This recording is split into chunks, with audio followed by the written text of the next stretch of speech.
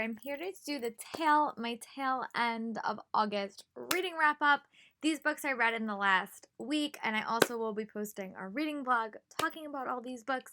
I also did, because this video is going to be much shorter than my normal videos because I only read like 3 books. I also wanted to share my school year posting schedule for you guys, so like some channel updates.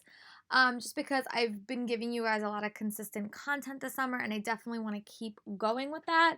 So my goal is to post a video for you every Tuesday and Wednesday on this channel, and then once every other week you'll probably get like a reading vlog. It just depends on how regularly during the week I update those. So it might be like a 2-week frame, it might be a 1-week frame. It just depends on if I can like remind myself to do it every day when I come home, which I hope I will.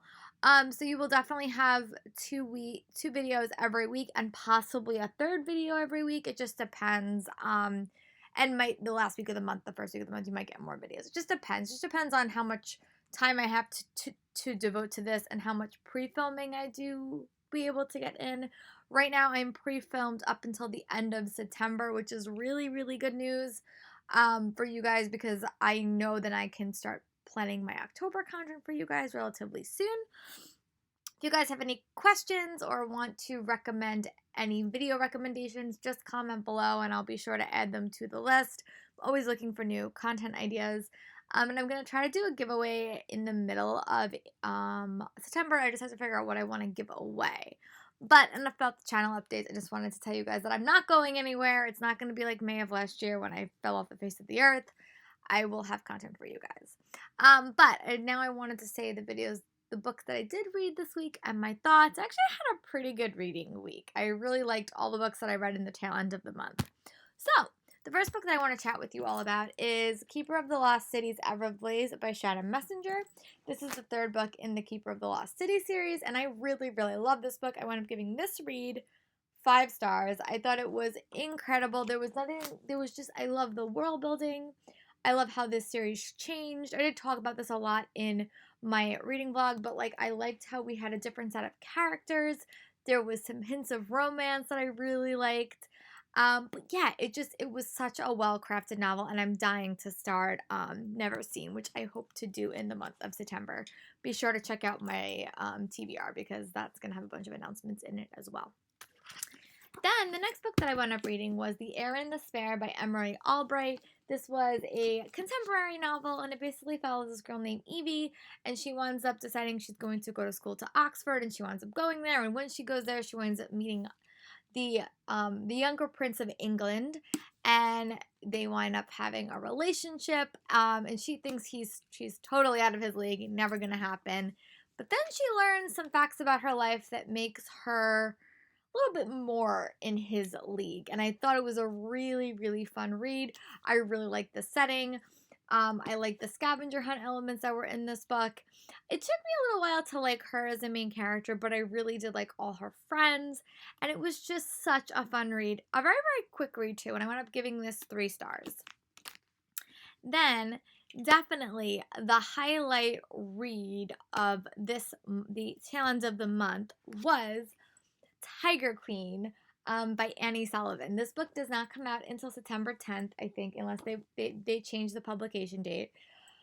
But oh my god, I adored this book. I thought it was so well done. I really, really loved it. It was one of those books that really captured me from page 1. Basically follows this girl named Katari, I think her name is, and she lives like in a desert kingdom, and there's a lot of issues with water. And they don't have enough water, and there are these people called the Desert Boys that are taking their water, or so they think. And she winds up, and she's in basically a power struggle to win the queen, to win her kingdom. But then a lot of other stuff happens. It was so good. This book was like 300 pages. It was such a solid standalone book that I really, really enjoyed it.